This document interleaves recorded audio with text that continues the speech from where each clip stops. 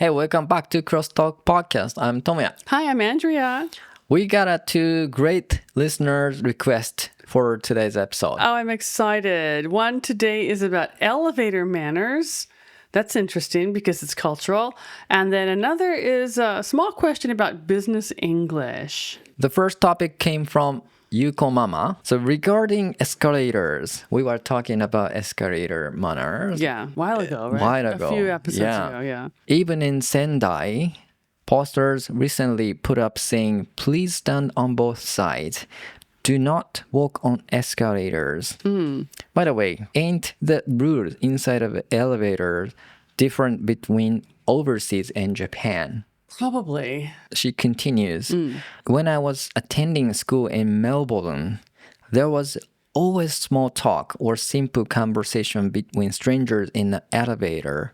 In Japan, most of the time, it's silent, isn't it? Oh, that's a good observation. That's a really good observation. So she's saying, Yuko Mama is saying that overseas in Australia, at least, she had conversation in the elevator with people. Even strangers she didn't know. But in Japan, it's really quiet. Right. Okay, that's interesting. Yeah, that's probably true. Yeah, okay, we're going to talk about this unspoken rules today. All right, good. So I think Japanese people respect each other in a small, tiny rooms. Yes. Such as elevator we were talking. Yes. Because people always looking at smartphone and, you know, they are doing something on there. We don't talk to them, right? Yeah, and I think even before the era of smartphones, people would just look down. They'd just look at their shoes. They don't talk to other people in the elevator. I always look at The button. panels The panel or your shoes. You don't look at other people's faces. Right. Yeah, it's more respectful, I guess, of other people's space. That's a very small, enclosed space that everyone is sharing that space. Right. But as an American, I don't know about Australians, it's probably the same. Americans are really friendly. Americans are very friendly. And so when we get on a elevator and it's a small space, we always say hello or hi or good morning. We greet the people. Okay. So if you don't greet someone, it's kind of rude, actually. Hi, good morning, or hi, come on in, something. Oh, here, are you going up? Are you going down? Like there's some level of small talk. You're not just silent. We don't do that. Yeah, it's very different. So this is a really good observation by Yuko Mama. Totally. Do you think silence is polite gesture? I think Japanese people see it as polite. As you just said, it's more respectful of other people. You're respecting people's need for quietness. So it's just a different way of thinking. It's kind of the same as trains also. Like trains in Japan are usually pretty quiet. I mean, there might be some talking, but it's not loud. It's never loud on Japanese trains. It's usually reasonably quiet. Yeah. Unless you have like a huge group of like high school kids or something, right? Right.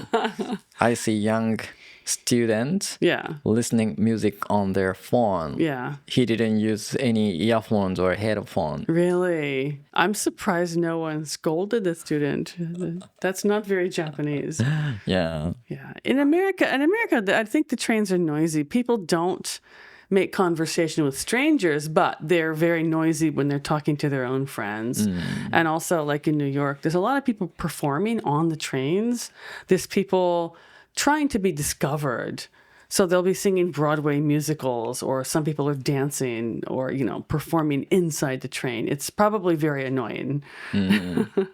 And there's some other unique elevator manners in Japan. Like the person the closest to the panels become the button operator. Yeah. They ask, どの階にしますか? Which floor are you going? Yeah, that's right. Right? But like in America, for example, if I get on the elevator and I want to go to level 5, I would say, can you push 5 for me? I have to ask. Otherwise, no one's going to push anything. And they're not going to ask me. I have to say where I want to go. Oh, it's opposite. Yeah, opposite. Really? Opposite. That's interesting. One more difference is in Japan, I noticed that button pusher, the person who's in charge of the panel, they're expected to, like when we arrive on the floor, they're expected to push the open button and keep it open until everybody gets off and on. Right. And then they have to push the close button to close the doors. Like it's like their job or something. We would never do that in America. Never, ever. It's a we job, don't push yes. anything. You're responsible for getting on and off by yourself. If you get closed, hey, not my problem. Right? Okay. I learned new trick recently. Oh? You better push the close button as you leave. I do that. Really? I do that in Japan. Really? I do that in Japan to show, hey, I know the social rules in Japan. I would never do that in America, though. I'd look like a weirdo. People don't do that in America. Of course. I noticed that people do that, actually, and I started to do it, too. Really? Yeah, it's like, sorry to keep you waiting. Here, let's close the door so you can go on your way. Kind of, yeah. Because literally there's no one waiting outside of this escalator. Right. And I'm the only one leaving. Why don't you push the close button? Because you are the probably closest person to the console panel. Yeah. But as you're walking by, you're supposed to push the close button and close it behind you. Yeah. That's the trick I learned kind of recently. Really? Oh, I knew it a long time ago. I beat you. Because I don't use elevator often. No, I don't either. But yeah. Actually, I'm pretty good. I'm not perfect, of course, but I'm pretty good because I don't speak Japanese fluently. And so I had to learn a lot of things just by watching people. So by watching people and seeing how they do and copying their mannerisms or their actions, then I learned to kind of how to fit into the society here. But that was one of the things I learned pretty early on, actually. Yeah. This is one of an unspoken rule. Yeah, it really is unspoken. Yeah. Elevator is such a... simple thing, but kind of deep. It is, indeed. Very simple machine, but has deep cultural meaning. Right. As I said earlier, I don't really use elevator. No, I don't really either. And like we're in Okayama, there are some buildings that have elevators, of course, but not a lot. Not a lot where I'm going anyway. Like I don't shop in really fancy department stores. No. If there's an option, I usually try to take the stairs. But I'll tell you, when I was young and I was studying Japanese in order to come to Japan, our teacher told us, like, when you go to the department store, don't push the button by yourself. There's a girl who does that for you. So don't push the button. That's her job. Don't take her job away. And it's true. Like you go to, a department store and each elevator has a girl, a young lady, who that's her job, is to help you get on and off the elevator, to push what floor you're going to, and to greet you and to bow as you go in and off. And they're always dressed immaculately. They look great in their little uniforms and their hats. Really, really professional. Yeah, I think I have seen elevator guards maybe a few times in my life. I don't quite remember. I think it was more of a thing like I came to Japan at the end of the bubble era when people still had a lot of money. It was more common back then. Nowadays, not so much, but back in the 1990s, there were a lot of people with a lot of extra money, and service was very different back then. Yeah. Next up, we're going to talk about something different. Okay. We got a message from a listener, Mamama-san. That's a cute name too, Mama. We have cute name people today. What's up with the cute names? Yeah. Okay, so Mama-san noticed something very small but interesting. They noticed that in emails, American people will write the greeting, like the ending greeting, with a comma. British people would just write regards or best regards with no comma. And actually, we don't really say best regards in America. We would say sincerely, comma, and then you sign your name on the business letter.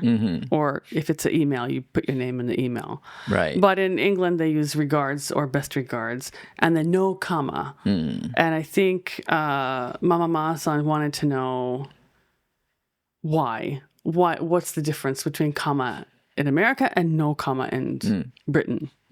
Are there any meaning of this comma?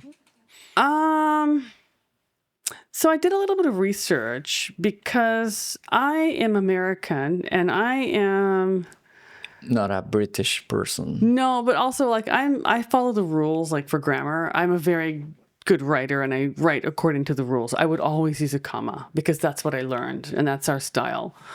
Very precise. Yeah, very precise. But also like in Britain, when I researched this, it said that in Britain, British people, they understand that regards or best regards, that's the end of the email. So there's no need for a comma because everyone knows regards equals the end of the email or the end of the letter. So there's no... There's no deeper meaning, really. Okay. So basically, it's not either whether you have it or you don't have it, it doesn't matter. For British people, there's no grammatical requirement to have it. It's just a style choice. It's just like what you want your own writing style to be. Interesting. The subtle difference, both grammar rules are okay. Yes, for Britain. Okay. For America, you need it, though. Okay. You must have it for American. I mean, nowadays, because people text rather than write formal emails, texting is a lot more informal. And so the rules are kind of changing. And informal writing is very different than like business letters. So because people are texting and doing social media so much, some of the spelling rules and the punctuation rules are kind of going away or changing. Oh, okay. So I have one question. Is this ending comma unspoken rule? I think so. Oh, really? Yeah, I think so. Oh, I didn't know that. Yeah, because it's not a requirement to have it, but some people use it and some people don't. So it is an unspoken rule. Oh, okay. So I just found out this mutual concept. Yeah, you like unspoken rules today, don't you? This is our theme today. Secret theme, unspoken rules. I didn't actually know that. Well, then it's a good topic choice then. Maybe. These are good topic choices. Yeah. So second half of this episode, we're going to talk about subtle difference in British English and American English. There's a lot of differences, actually. Yeah. For example. Well, for example, just to put it in general, pronunciation is very different. Yep. And I think British people, like, you know, they call us Yanks. Why do the Yanks, you know, have their weird pronunciation? But actually, the American pronunciation of our English words is closer to what is Old English, like not old English, but like when the colonists came over from England to come to America. This is the English that was being spoken in England, apparently. And then we came over, we kept this pronunciation, and then the British people updated theirs. Theirs is more modernized. We kept the traditional pronunciation. Okay. So pronunciation is different. Grammar is sometimes different. Yeah, I can see that. And a lot of slang is different, like casual words, things that we call, like the names of things are different. So words are different, pronunciation and grammar. Yes.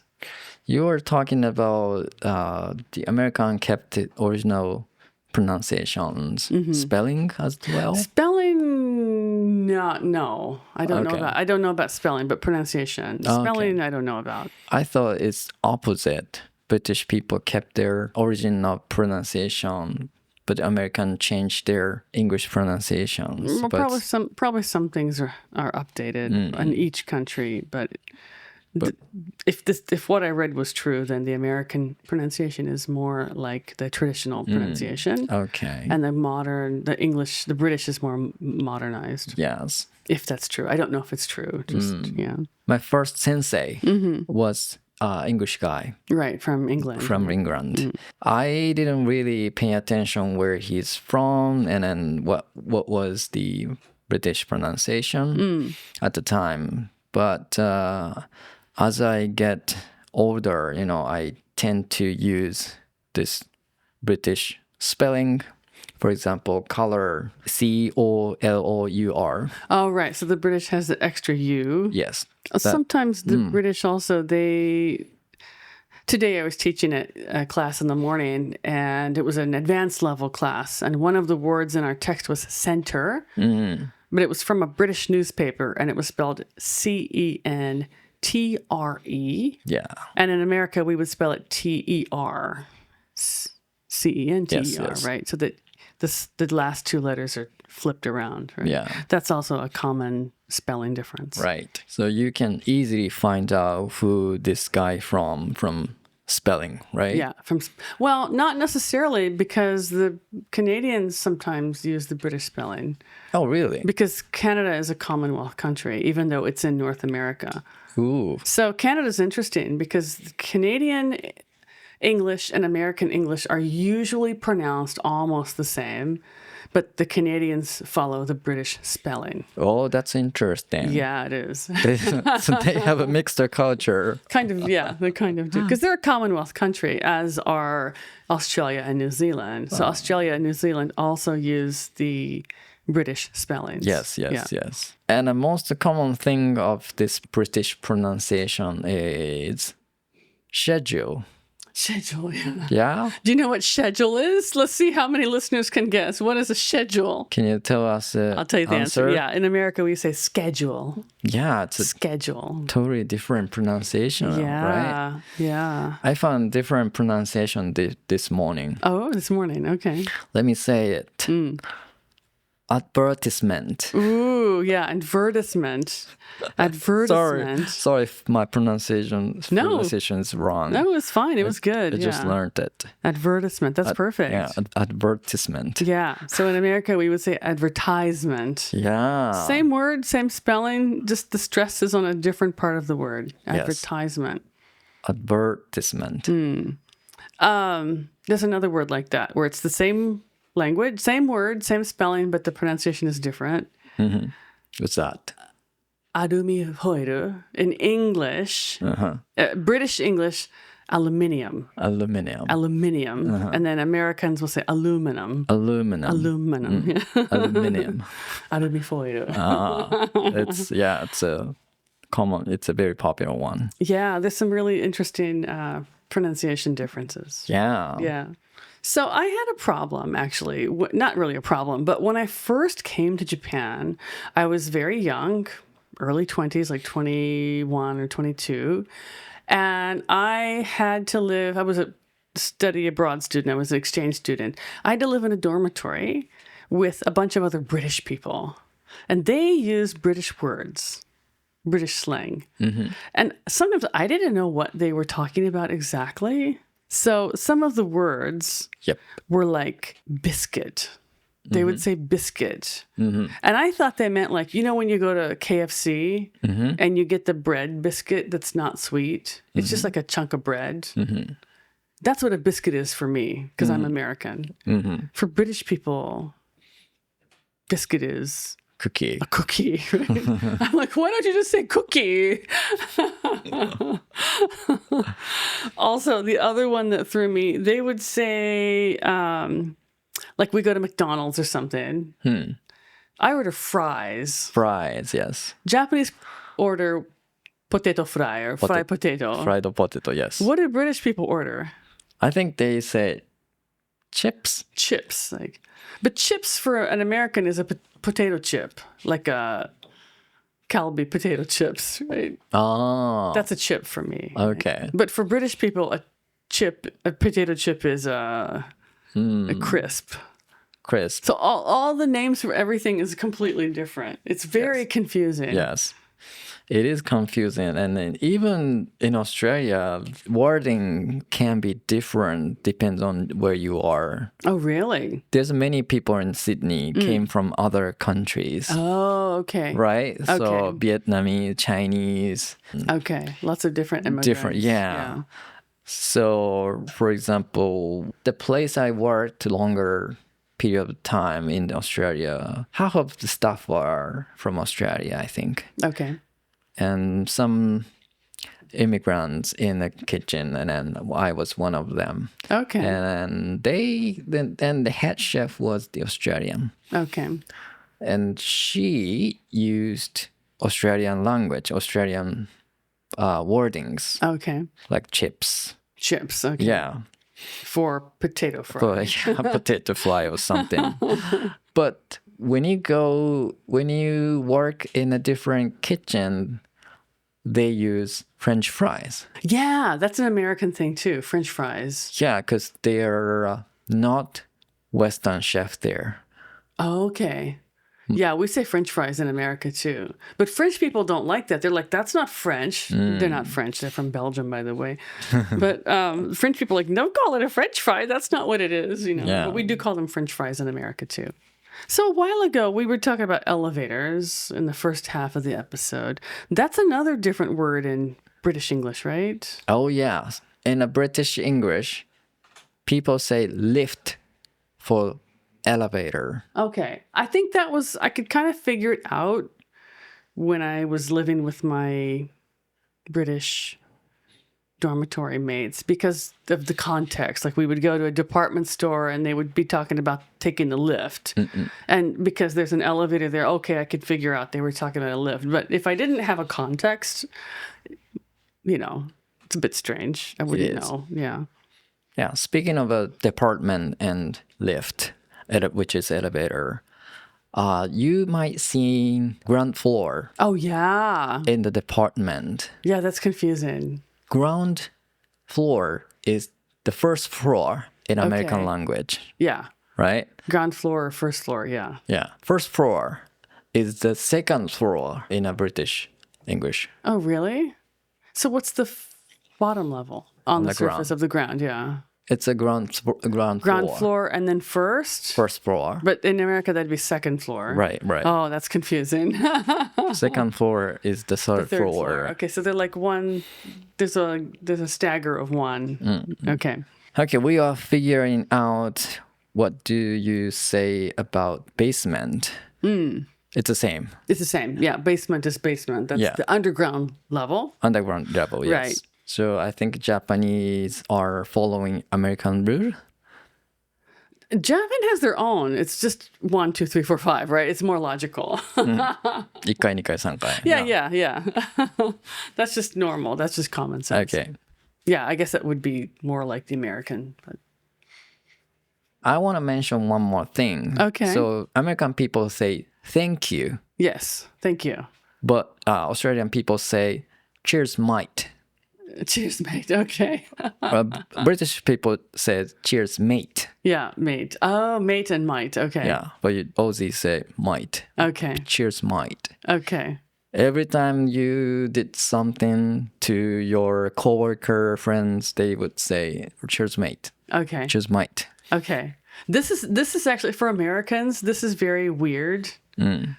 Because in American English, well, in British and Australian English, a mate is like your buddy, your friend, right? But for Americans, your mate is your romantic partner, like the person you have children with, basically. So it's like your romantic partner, your husband or your wife, right? Yeah. So if it's like a guy saying cheers, mate, to another guy, for Americans, it sounds like they're gay. Yeah. But everyone say, oh, cheers. Oh, cheers, mate, to everyone. Right. It's a very different culture. Right. Yeah. And also, American people say bro, right? A lot. Yeah, it's annoying. It's really annoying. Hey, bro. Bro culture, right? Yeah, and now it's brah. Brah. Hey, brah. Like brother, right? Hey, brah. Thanks, brah. Thanks. That's weird to me. It is weird. It's weird to me, too. And girls do it. They'll call each other, hey, girl. Hey, girl, how's it going? Yeah. That sounds a little bit cheesy. It is cheesy. It's very cheesy, yeah. Anyway, we hope you enjoyed this episode. Cheers, mate. Cheers. It is interesting, really, to see how both topics that we talked about today, we talked about elevator manners and also some email endings, that differ between countries.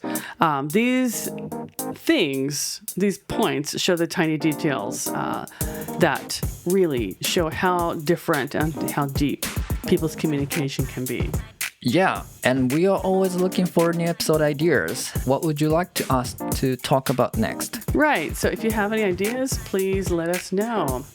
Also, a quick reminder, as you know, we have started live streaming every Thursday evening at 6 p.m. Japan Standard Time. You can join us on YouTube to chat with us in real time. We'll be happy to take your questions and comments in real time. All right, that's all for this episode, but don't forget to catch our next one. All right, this is CrossTalk signing off, bringing you English your way every week. Keep listening and keep shining. Bye.